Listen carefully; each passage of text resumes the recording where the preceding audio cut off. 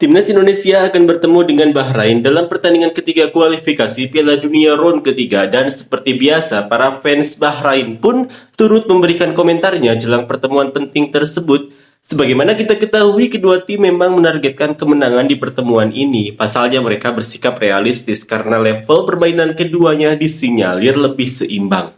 Walaupun Bahrain bisa mendapatkan kemenangan saat melawan Australia, namun mereka rontok saat bertemu Jepang. Tapi, kekuatan timnas Indonesia tidak bisa diremehkan setelah berhasil mendapatkan dua hasil imbang kontra Arab Saudi dan Australia. Seperti inilah komentar fans Bahrain. Yakinlah bahwa rajalah yang memimpin tim Indonesia. Dia tidak memberikan apapun dalam sehari, kecuali levelnya berada di atas. Para pecinta menyebutnya surga karena pertandingan terakhirnya dengan Barat. Ada 4 pemain, kenapa kita harus pergi bersama mereka? Kebanyakan pemain tidak berpartisipasi dengan klubnya. Apakah Anda mengharapkan pelatih hanya menonton pertandingan? Kami membutuhkan Abdullah Yusuf Haq untuk melawan Indonesia. Pemain tinggi dan dia bisa menjatuhkan bola. Tidak ada yang baru dan tidak ada yang lama, formasi yang sama terulang masalahnya. Demi Tuhan, Bahrain tidak tahu cara bermain bola. Ini pembicaraan yang berbahaya. Berdoa saja. Saya kira tim nasional kami hanya menginginkan 3 poin dari Australia. Mereka tetap berada di peringkat terakhir. Semoga beruntung teman-teman.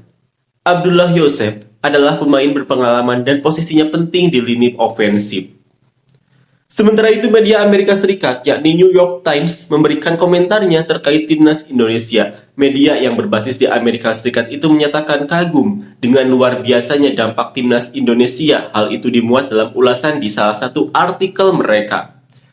Seperti rekan satu timnya di timnas, Paes dikerumuni ketika mengunjungi negara tersebut Indonesia dan memiliki banyak pengikut di media sosial, jauh lebih besar dari yang diharapkan seorang pemain yang belum merasakan berada di tingkat teratas sepak bola.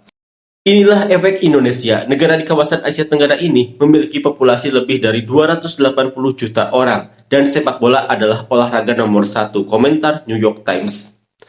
Adapun media Belanda juga turut memberikan komentarnya terkait perkembangan timnas Indonesia. Football Premier, media asal Belanda, menyebut jika Indonesia merupakan negara sepak bola yang tengah berkembang, bahkan mereka menyebut timnas Indonesia sebagai raksasa tim sepak bola yang tengah tidur pulas. Menurut Football Premier, bukan tidak mungkin timnas Indonesia bisa lolos ke Piala Dunia, tapi paling tidak 10 tahun lagi. Karena seperti yang saya bilang, ini adalah negara sepak bola yang besar dengan penggemar yang luar biasa, raksasa yang sedang tidur sebenarnya. Piala Dunia 2026 mungkin terlalu dini, juga karena drawing kualifikasi yang ketat. Namun, Indonesia berpotensi lolos ke Piala Dunia, mungkin dalam 10 tahun ke depan. Ya, saya rasa begitu. Semakin banyak nama besar yang bergabung dan pemain Belanda juga memberikan pengaruh pada tim ini, kata Mauro Zilstra. Adapun komentar dari media Belanda lainnya menyoroti soal begitu antusiasnya para pemain keturunan di Eropa yang membela timnas Indonesia. Banyaknya pemain naturalisasi tersebut membuat salah satu media Belanda, De Stentor, bingung dengan keputusan para pemain bintang mereka yang mau bermain buat Indonesia.